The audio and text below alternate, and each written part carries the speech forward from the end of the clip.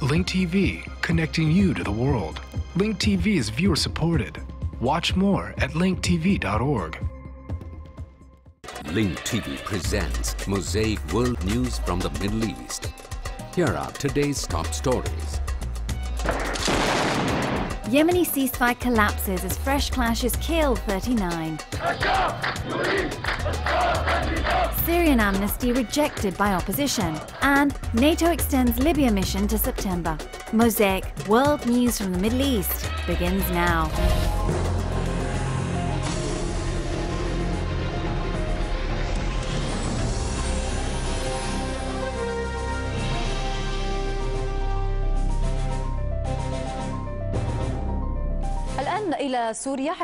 Syrian cities are still witnessing peaceful demonstrations, some of which resign slogans rejecting the amnesty issued by President Bashar al-Assad. On the ground, the Syrian army continues to use heavy weaponry to besiege conflicted areas. Syrian activists reported that the town of Rafedin was bombed by tanks from all four directions.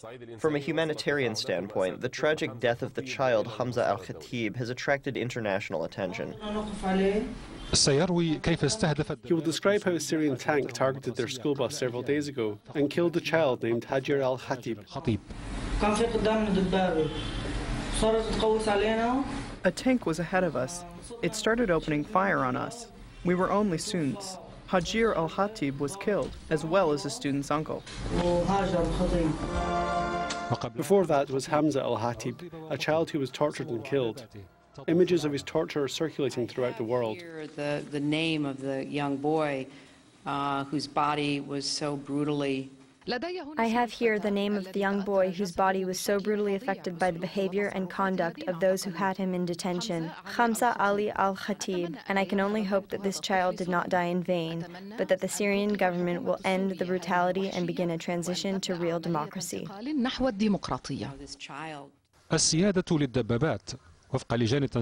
The tanks have sovereignty here. According to members in the local coordination committees of Syria, Rafedin was bombed from all four directions by T-72 tanks that targeted a field hospital. 16 people were killed during the 3 days of the Syrian army's operations in civil areas. Security forces stormed the town of Herat in the Horan Plains. Despite this, the protests continue.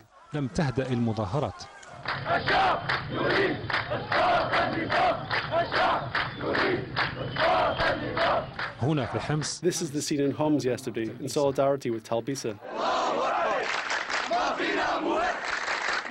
This is the scene in Damascus's neighborhoods, namely in the Blackstone, Al-Kabun, Hassan Mosque, and at the square.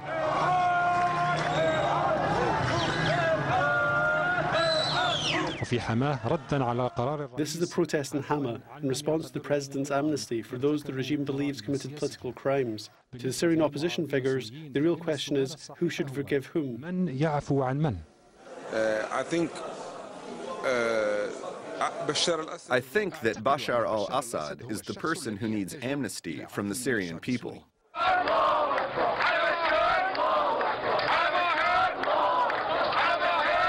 The internal peaceful protests in Syria prompted opposition figures to react. Damascus has joined the protests as the regime deals with the protests by force. This may change certain essential matters in the protests. Internationally, Moscow and Beijing are still providing the Syrian regime protection from any UN resolution that condemns the repression in Syria. Libyan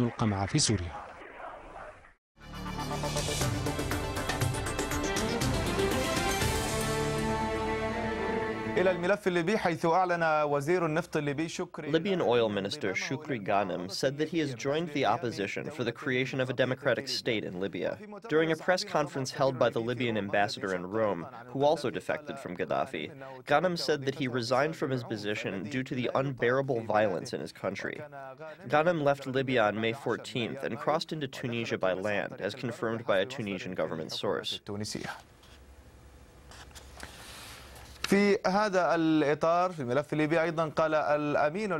Meanwhile, NATO Secretary General Anders Rasmussen said that it's only a matter of time before the Libyan leader is ousted from power. During a press conference in Brussels, Rasmussen said, "The question is not if Gaddafi will go, but when. It could take some time, but it could also happen tomorrow." NATO has decided to extend its mission to protect civilians in Libya for an additional 3 months. Earlier, Gaddafi announced that he will not step down.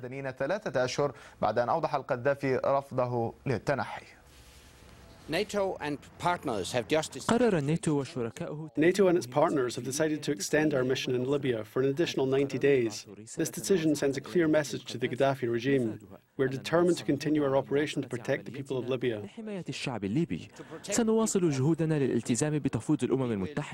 We will sustain our efforts to fulfill the United Nations mandate. We will keep up the pressure to see it through.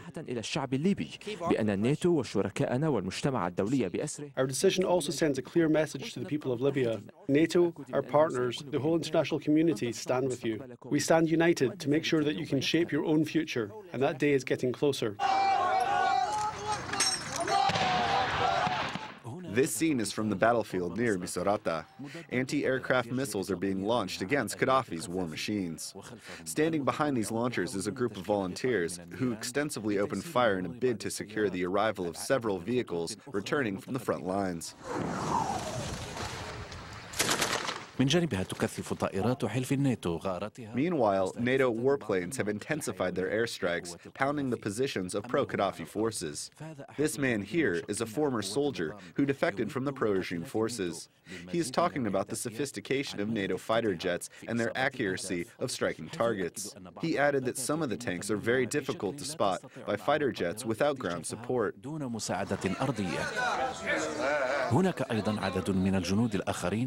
There are a number of soldiers who defected from Gaddafi to fight on the rival forces' side. There is also this group of English language students fighting from behind this launcher under the command of their teacher. The situation requires all people, regardless of the nature of their jobs, to fight for the sake of freedom.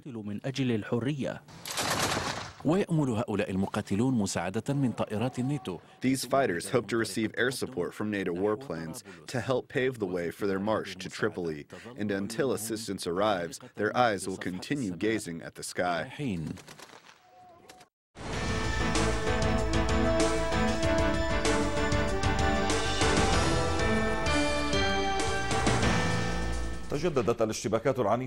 Fresh, violent clashes erupted in the Yemeni capital Sana'a between President Ali Abdullah Saleh's loyalist forces and supporters of Sheikh Sadiq al-Ahmar.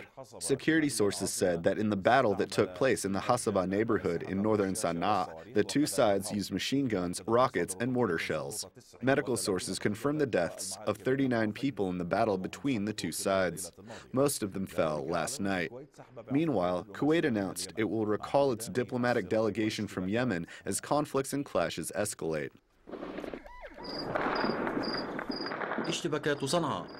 The clashes in Sana'a, the continuing crackdown on protesters in Taiz, the heated battles after al-Qaeda fighters took control of Zinjibar. All these issues increase fears that Yemen is sliding into a civil war. Yemen is living through another bloody day due to the lack of security and the use of excessive force by the regime's troops, which has caused massive bloodshed in Yemen's major cities. On the ground, the confrontations continue in the southern city of Taiz, even as a number of people were martyred by the security forces' gunfire. As the clashes continue in Zinjibar between al-Qaeda fighters and the army, Sana'a is ablaze after the ceasefire negotiation failed between the army and armed supporters of Sheikh Sadiq al-Ahmar, leading to a number of casualties. Eyewitnesses reported that rockets were used in the ongoing battles in Sana'a. They said that the northern parts of the Yemeni capital, where the military squad led by opposition supporter Major General Ali Mohsan Ahmar is located, were shaken by strong explosions. Sources believe that the explosions were likely caused by rockets that fell in the area. Saleh's forces also sent tanks and artillery trucks into the city's square, indicating the ferocity of the ongoing battles. We are targeted by mortar shells, rockets, and by snipers. They're targeting their houses, including the home of Sheikh Abdullah. بالمقابل أكد متحدث حكومي يمني أن المسلحين. In turn, a spokesman for the Yemeni government asserted that gunmen attacked the ruling party's headquarters in Sana'a and encircled and occupied a number of ministry buildings. In Zinjibar, Yemeni warplanes launched airstrikes on locations assumed to be al-Qaeda strongholds. Meanwhile, the city's residents began fleeing to safe regions. Opposition leaders accused President Saleh of handing the city over to al-Qaeda for political purposes and to show the world that Yemen without Saleh would be a scene of fighting and collapse. Politically, the spokesman for the Joint Meeting Parties coalition, Mohammed Katan, described the Persian Gulf Cooperation Council's plan for a solution as a death sentence. He attributes this to Saleh's insistence on not signing the Gulf Initiative. The UAE was informed of Saleh's position through a letter delivered to its ambassador in Sana'a, Abdullah al-Mazrouai. The question that presents itself now is what the fate of the peaceful popular protests will be, and what the situation will be in the country when everyone has become aware that Yemen is indeed on the brink of a new civil war.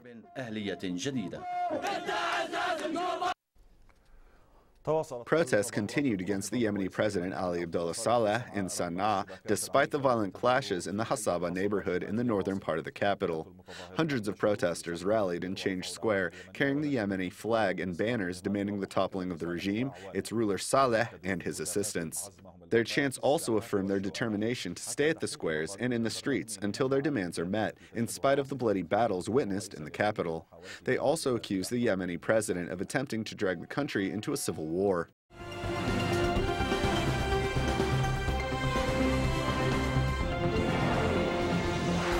Our story this hour takes us to Bahrain, where security forces have attacked protesters in several villages around the capital, Manama.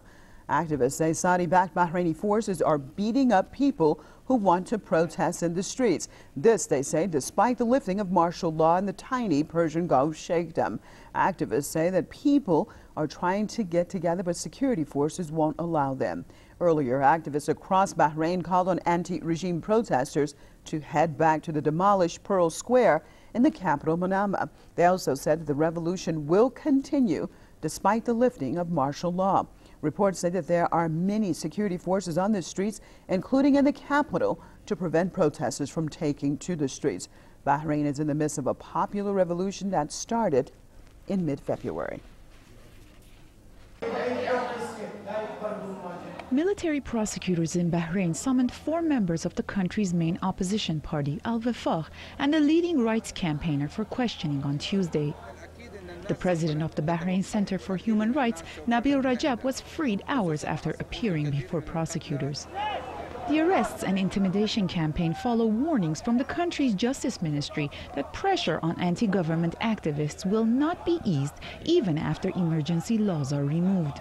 Before it suspends it, it wants to intimidate the people, the leading figures, in order to forestall any likelihood of popular uprising, because the people have decided that once the restrictions are eased, their revolution will continue. King Hamad bin Isa Al Khalifa imposed emergency rule in March, giving wide powers to the military as part of a far-reaching crackdown on anti-government protests. Saudi forces were also called in to help crush dissent. It has been forced to abandon this martial law for 2 reasons. First, it has failed to achieve the desired results, and secondly, the people have been emboldened to stand up against the regime. Bahrain's heavy-handed crackdown has resulted in the deaths of scores of people, many of them under torture in police custody.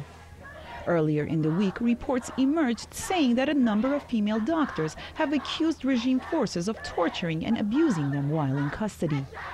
They say regime thugs accused them of siding with protesters. The turmoil in the country comes as the international community has remained relatively silent. The West has been propping up this regime. The West has been supporting its activities. It has been silent on the atrocities committed against the Bahrainis. It has substantiated and supported the invasion by the Saudi armed forces of Bahrain. Bahrain's king has called for unity talks set to begin in July. But it's not clear how the Al-Khalifa regime plans to bridge the vast gap, distancing it from the people after months of oppression and bloodshed.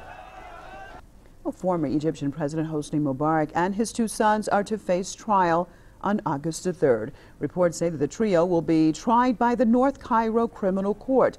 Businessman Hossein Salem, a close friend of Mubarak, also faces trial on the same date. The ousted president has been in custody in the hospital since April 13th after he reportedly suffered a heart attack.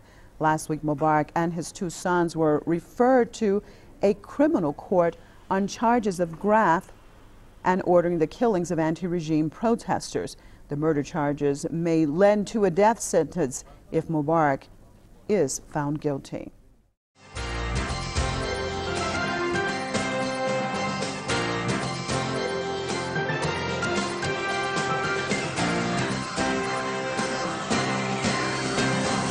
Prime Minister Benjamin Netanyahu said today that there is no way to stop the United Nations General Assembly from recognizing Palestinian statehood in September.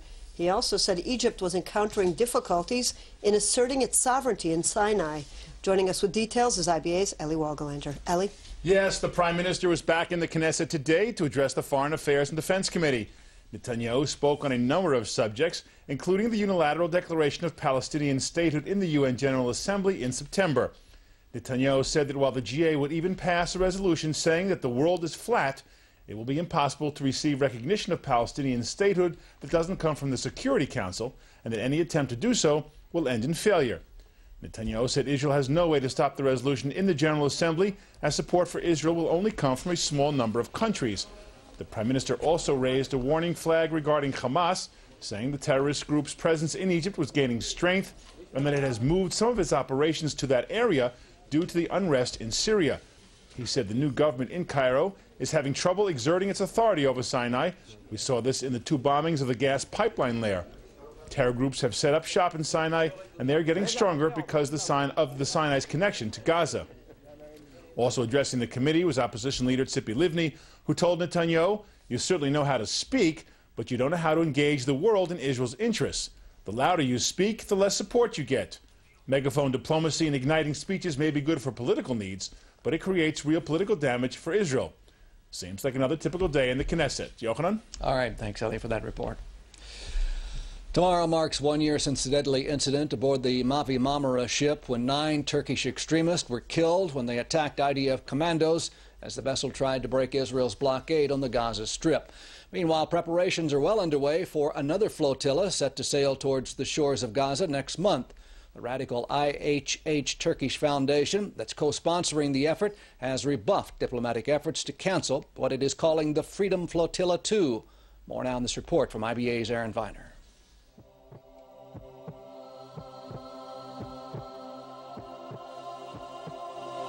The Mavi Marmara is now being prepared for its second voyage to Gaza.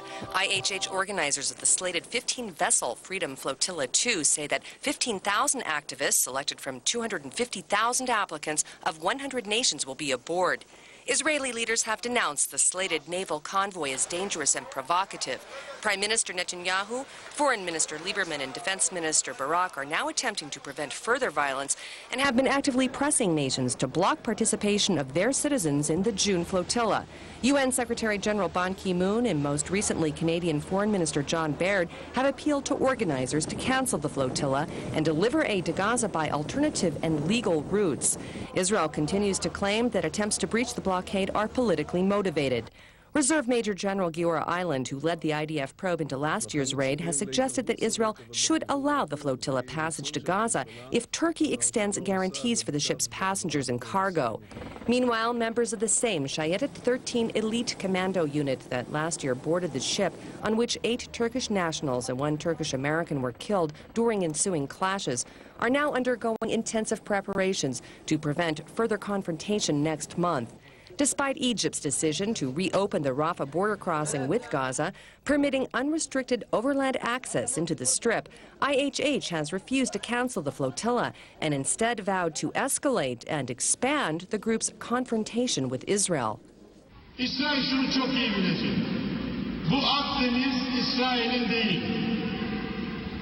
Biz şehit olduk diye korkmuyoruz. geri adım atmayacağız.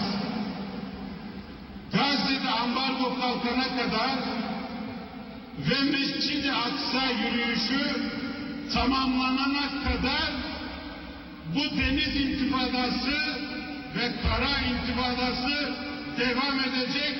Bunu herkes bilsin. This is Erin Viner for IBA News.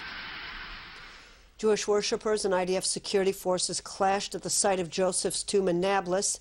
The incident occurred following a peaceful prayer service yesterday evening by some 1,500 Jews, which was approved by the military. The trouble began later when 200 Jewish worshippers returned during the night without IDF permission. Several dozen refused to leave and were rounded up and forcibly removed this morning. Military authorities denounced the infiltrators' actions, saying they endangered their own lives as well as the lives of soldiers. Israeli officials vowed to prosecute the Israeli infiltrators. Last month, Palestinian police intentionally opened fires on Jews who entered the compound around Joseph's tomb without permission, killing one and wounding several others.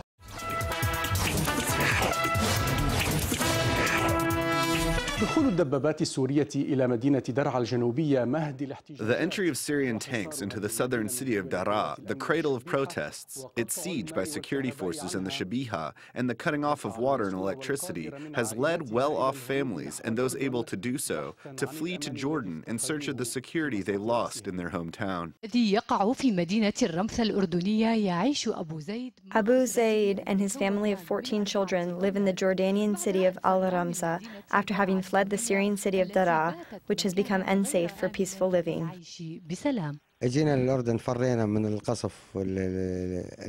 We came to Jordan. We fled the violent shelling by tanks. He thinks he's shelling Israel. He's probably confused. He doesn't know he's bombing the village of Daraa. He's bombing his own people. We thought he was going to the Golan with his tanks, and we're surprised to see the tanks coming towards us to shell us.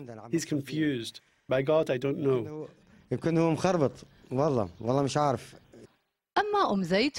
As for Zaid, she thought leaving Daraa was the only solution to protect her children from hunger and death.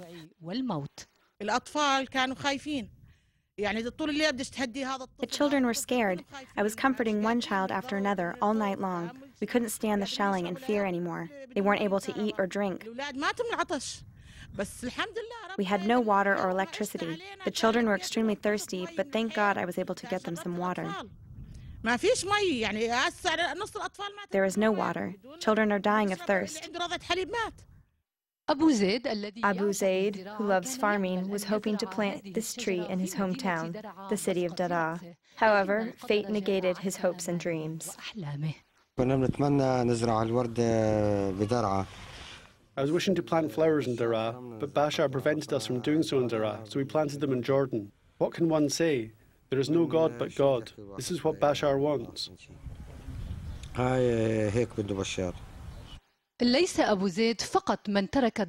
Abu Zaid is not the only person who left his home and relatives, as there are many Syrian families that have fled to Jordan. With them, they carry stories and photos of their grief and pain.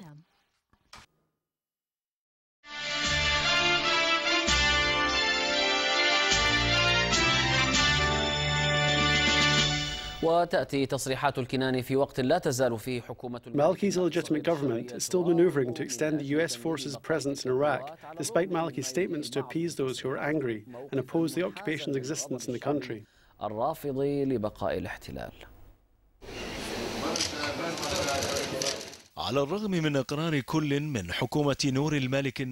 In spite of the comprehensive resolution issued by Nouri al-Maliki's illegitimate government and the U.S. occupation that stipulates the full withdrawal of forces from Iraq by the end of this year, there is still a political maneuver that involves open as well as secret negotiations. This indicates that the coming days will lead to a reality that is different from what is expected.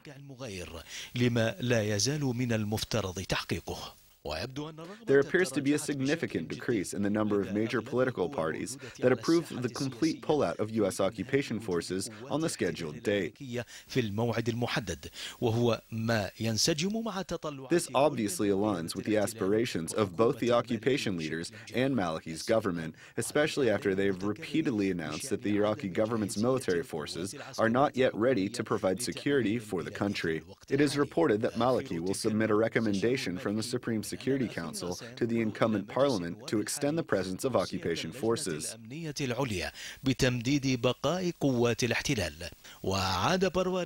repeated once again the pretext used by the incumbent politicians, that it must be acknowledged that government forces are still incapable of taking on security missions.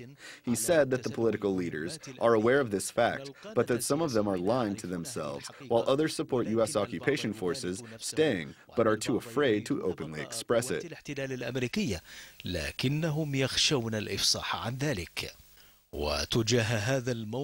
Facing this blatant position of calling for the stay of the occupation in Iraq, parliamentary sources favored the U.S. occupation forces staying, but under a new agreement with conditions that are currently being written in Parliament.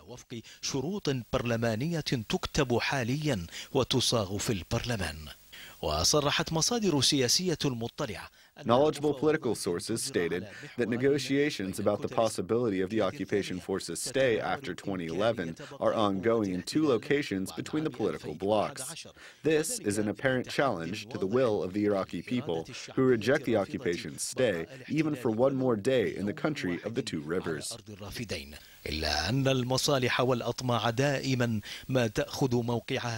But greed and selfish needs always control the handful of leaders who do not care about the Iraqi people's suffering and the destruction of their country in the hands of the occupation and its accomplices. The views expressed on Mosaic are from contributing broadcasters, not Link TV or its sponsors. The production of Mosaic is made possible by grants from the John D. and Catherine T. MacArthur Foundation, the Firedoll Foundation, and by support of viewers like you.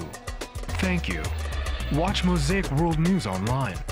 Stay up to date with breaking news, read our blog, get transcripts of past shows, and more at linktv.org/mosaic.